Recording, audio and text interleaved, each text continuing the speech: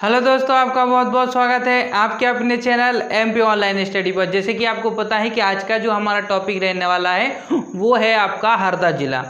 हरदा ज़िले पर जो है आज हमारा डिस्कशन होने वाला है। और जैसे कि आपको पता है कि जो हरदा ज़िला है वो हमारा नर्मदापुरम संभाग के अंतर्गत आता है, जिसके अंतर्गत आपको 3 जिले डिस्कस करने होते हैं। एक हो जाता है आपका होशंगाबाद, दूसरा हो जाता है आपका बैतूल और तीसरा हो जाता है आपका हरदा।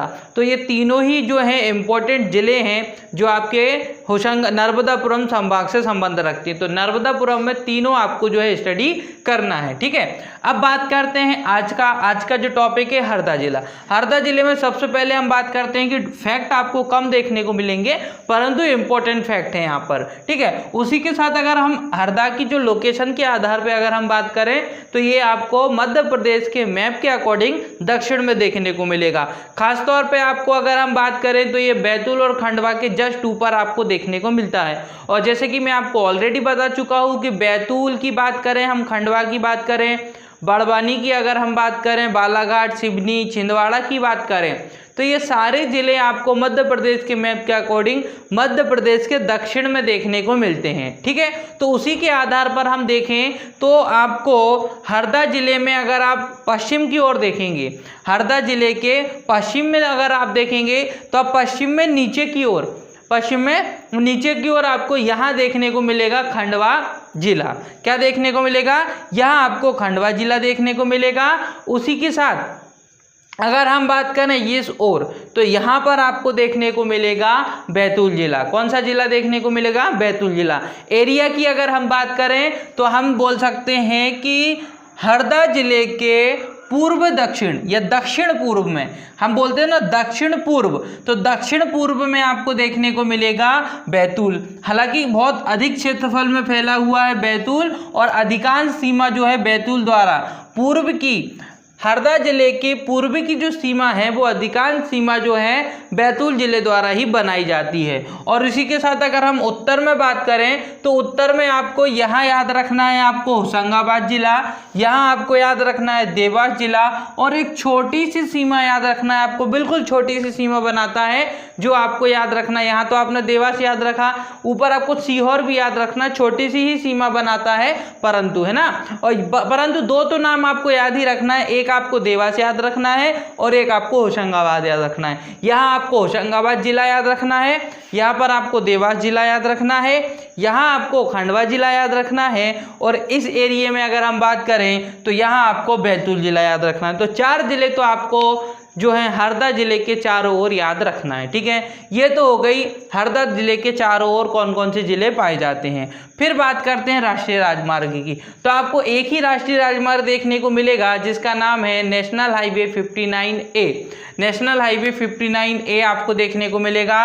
एरिया के अकॉर्डिंग आप देख सकते हैं बैतूल की ओर जा रहा है और यहाँ आप देवास देखने को मिलेगा। तो देवास से होता हुआ, क्योंकि ये देवास वाला क्षेत्र आपको देखने को मिलेगा, ये पूरा क्षेत्र आपका कहाँ का हो जाएगा? देवास जिले का हो जाएगा। तो उसके अकॉर्डिंग आप समझिए कि ये जो देवास जिला है यहाँ से ये राष्ट्रीय राजमार्ग आपको आते हुए देखेगा और ये जो किस ओर जाएगा तो ये बैतूल जिले की ओर आपको देखने को मिलेगा। परंतु नाम इंपॉर्टेंट है, नाम ही पूछा जाता है। तो राष्ट्रीय राजमार्ग आपको हरदा में अगर हम बात करें तो national highway 59A, national highway 59A याद रखना है।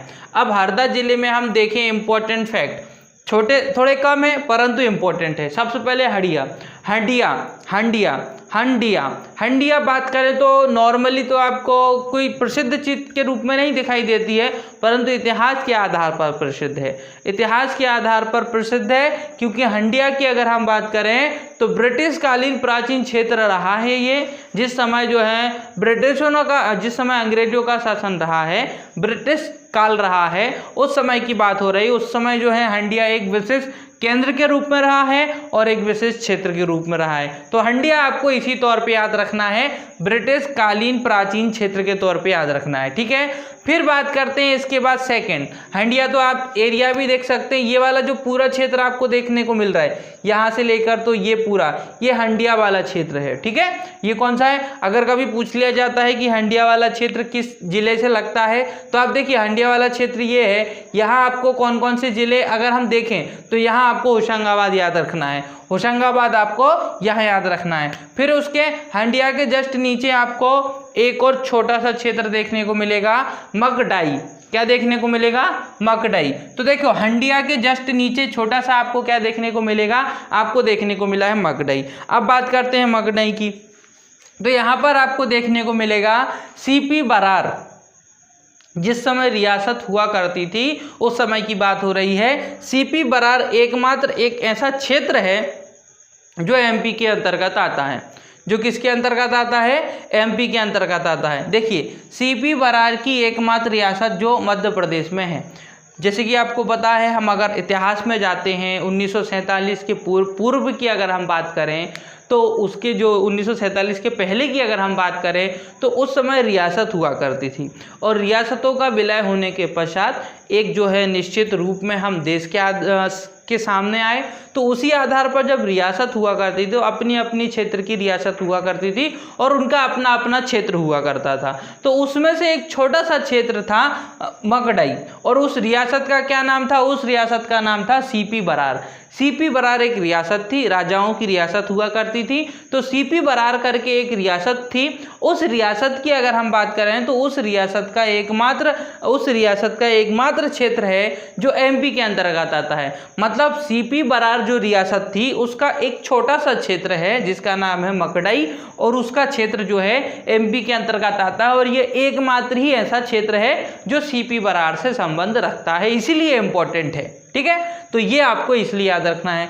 हरदा जिले में बहुत सारे फैक्ट हैं, उनको भी डिस्कस कर लेते हैं। जैसे कि मध्य प्रदेश में सर्वाधिक औसत जोत की बात अगर हम करें तो वो आपको कहाँ देखने को मिलेगा? वो आपको देखने को मिलेगा हरदा जिले में। देखिए अगर हम बात करते हैं जनसंख्या के आधार पर, तो जनसंख्या के आधार पर 2011 के आंकड़ों के आधार पर, मैं क्या बोल रहा हूँ, 2011 के आंकड़ों के आधार पर हम देखेंगे सबसे छोटा जिला, अगर क्वेश्चन आता है सबसे छोटा जिला जनसंख्या के आधार पर तो वो हरदा हो जाएगा।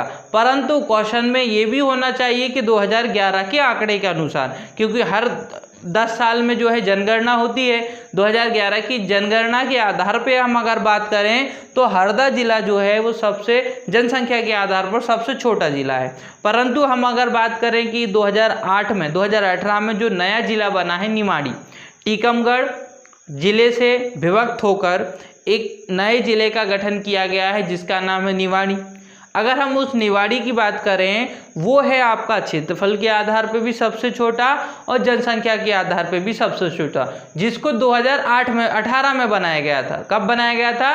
2018 में बनाया गया था। अब क्वेश्चन डिपेंड करता है। देखिए अगर कभी आपसे पूछा जाता है कि 2011 की जनगणना के आधार पर 2011 की जनगणना के आधार पर मध्य प्रदेश का जनसंख्या के आधार पर है ना, और जनसंख्या के आधार पर सबसे छोटा जिला कौन सा है, तो आपका आएगा आंसर उस समय हरदा, क्योंकि हम 2011 की जनगणना के आधार पर देंगे आंसर, तो आंसर हो जाएगा हरदा जिला। परंतु आपसे पूछा जाता है कि 2018 के अनुसार, 2018 के अनुसार, तो 2018 के अनुसार अगर पूछा जाएगा तो हमको भी पता है कि 2018 में निवाड़ी एक नया जिला बना है जो टीकमगढ़ जिले से पृथक होकर बना है। तो वो क्षेत्रफल के आधार पर भी सबसे छोटा जिला है और जनसंख्या के आधार पर भी सबसे छोटा जिला है।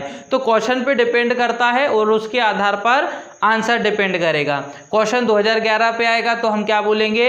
हरदा जिला बोलेंगे जनसंख्या के आधार पर। लेकिन कभी अगर क्वेश्चन 2018 के आधार पे आता है तो उस समय आंसर में हमारा निवाड़ी होना चाहिए, जो निवाड़ी एक नया जिला बना है। निवाड़ी जो जिला बना है वो जनसंख्या के आधार पे भी और क्षेत्रफल के आधार पे भी, दोनों ही आधार पर सबसे छोटा जिला है।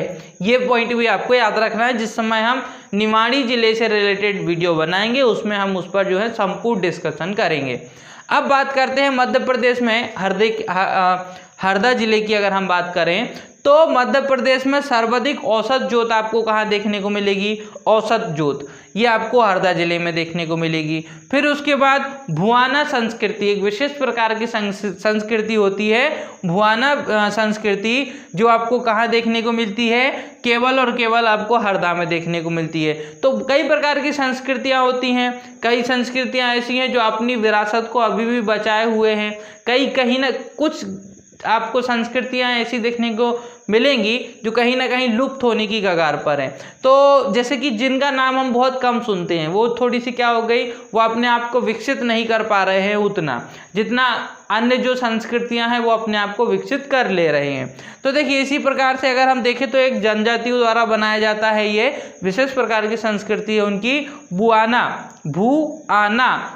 संस्कृति। ये भुआना संस्कृति आपको कहाँ देखने को मिलेगी, आपको हरदा जिले में देखने को मिलेगी। ठीक है, अच्छा इसमें आपको हरदा जिले के अंतर्गत एक उत्सव मनाया जाता है, पर्यटन उत्सव। पर्यटन तो आपको पता है, हमारे जो किले हैं, बड़ी बड़ी इमारतें हैं, पुरानी इमारतें हैं, है ना, इनको सुरक्षित रखना ये पर्यटन के अंतर्गत आता है। और पर्यटन जो मंत्रालय है वो भी इसमें जो है मध्य प्रदेश के अंतर्गत अच्छा कार्य होता है उसके अंतर्गत। तो अगर हम बात करें हरदा जिले की, तो हरदा जिले में पर्यटन उत्सव मनाया जाता है। और ये जो पर्यटन उत्सव मनाया जाता है हरदा जिले में, कोरकू जनजातियों द्वारा वृक्षारोपण किया जाता है। इसमें कोरकू जनजाति, जब हमने जनजाति पढ़ी थी उसमें मैंने बताया है, तो कोरकू जनजाति द्वारा जो है वृक्षारोपण किया जाता है, पौधे लगाए जाते हैं। कहाँ पर, हरदा जिले में। तो उसको एक उत्सव के रूप में मनाया जाता है, पर्यटन को सुरक्षित रखना, है ना, क्योंकि वो क्या कर रहे हैं, वृक्षारोपण कर रहे हैं, जिससे हम पर्यटन को क्या कर सकते हैं, सुरक्षित रख सकते हैं। तो पर्यटन उत्सव मनाया जाता है कोरकू जनजाति द्वारा, ये चीज़ इंपॉर्टेंट है। फिर बात करते हैं, लोकमान्य तिलक भी हरदा में आ चुके हैं, साथ ही साथ लोकमान्य तिलक एक बार जो है हरदा में आ चुके हैं, साथ ही साथ आपको गांधी जी 4 बार जो है हरदा की यात्रा कर चुके हैं, है ना। इतिहास के आधार पे इम्पोर्टेंट है, इतिहास के आधार पे इम्पोर्टेंट है, ये चीज़ आपको याद रखना है। ठीक है, तो लोकमान्य तिलक एक बार तथा गांधी जी 3 बार जो है यहाँ पर क्या कर चुके हैं, यात्रा कर चुके हैं। तो इतनी चीज़ आपको इसमें याद रखनी है। अब हम बात करते हैं 15 अगस्त 1947 को श्री बैराठी जी द्वारा हरदा पुलिस स्टेशन पर तिरंगा फहराया गया था। ठीक है, तो जैसे कि सभी के लोकल जो है पुलिस स्टेशन होते हैं, तो उसी की बात हो रही है कि 15 अगस्त 1947 को श्री बैराठी जी, है ना, बैराठा जी द्वारा हरदा पुलिस स्टेशन पर तिरंगा फहराया गया था। ठीक है, इतिहास के आधार पर हम बात करें तो हरदा इम्पोर्टेंट है। जून 1998 को 1998 को हरदा जिला बना था। ठीक है, 1998 को हरदा क्या बना था, जिला बना था। जनघनत्व की अगर हम बात करें, जनघनत्व की, तो आप देख सकते हैं जनघनत्व के आधार पर 171 व्यक्ति पर किलोमीटर के अंतर्गत आपको देखने को मिलेंगे। मतलब 1 किलोमीटर वर्ग, 1 किलोमीटर के अंतर्गत आपको 171 व्यक्ति देखने को मिलेंगे। जनसंख्या थोड़ी सी हरदा में कम है, क्योंकि क्षेत्रफल भी इसका क्या है, कम ही है ना। जनसंख्या इसलिए भी इसकी कम है। सबसे कम जनसंख्या अगर 2011 के आंकड़े के आधार पर देखें तो आपको हरदा जिले में देखने को मिलेगी। लिंगानुपात आपको देखने को मिलेगा 935 महिलाएं आपको देखने को मिलेंगी 1000 पुरुष पर। 1000 पुरुष पर आपको जो है 935 महिलाएं देखने को मिलेंगी हरदा जिले में। हरदा जिले में जो है आपको प्रमुख आकर्षक केंद्र भी देखने को मिलेंगे, है ना, जैसे कि सिद्धेश्वर मंदिर आपको देखने को मिलेगा, नर्मदा घाट आपको देखने को मिलेगा, है ना, चरवा मंदिर आपको देखने को मिलेगा, महाभारत चक्रव्यूह आपको देखने को मिलेगा। ये क्षेत्र आपको देखने को मिलेंगे। क्या क्या देखने को मिलेगा, सिद्धेश्वर मंदिर देखने को मिलेगा, नर्मदा घाट आपको देखने को मिलेगा, चरवा मंदिर आपको देखने को मिलेगा, महाभारत चक्रव्यूह आपको देखने को मिलेगा। तो ये पॉइंट आपको कहाँ देखने को मिलेंगे, सारे के सारे पॉइंट हरदा जिले में। ठीक है, तो इतनी सारी चीज़ें आपको हरदा जिले से याद रखना है। बहुत ज़्यादा इंपॉर्टेंट चीज़ें हमने डिस्कस किया, और ख़ास तौर पे मैंने इसमें नोट भी वही किया है जो इम्पोर्टेंट है और कहीं ना कहीं एग्ज़ाम से रिलेटेड रहता है और एग्ज़ाम में आने की उसके चांस भी ज़्यादा रहते हैं। ठीक है, तो इतनी सारी चीज़ें आपको हरदा जिले से याद रखना है। अगर इसकी संभाग की बात करें तो नर्मदापुरम संभाग के अंतर्गत ये आता है। ठीक है, तो इसी के साथ आज की वीडियो हमारी यहीं समाप्त होती है। अगर आज की वीडियो पसंद आए तो वीडियो को लाइक करें, हमारे चैनल को सब्सक्राइब करें और जितना हो सकता है हमारी वीडियो को आपके फ्रेंड सर्कल तक शेयर करें। ओके दोस्तों, thank you, thanks for watching.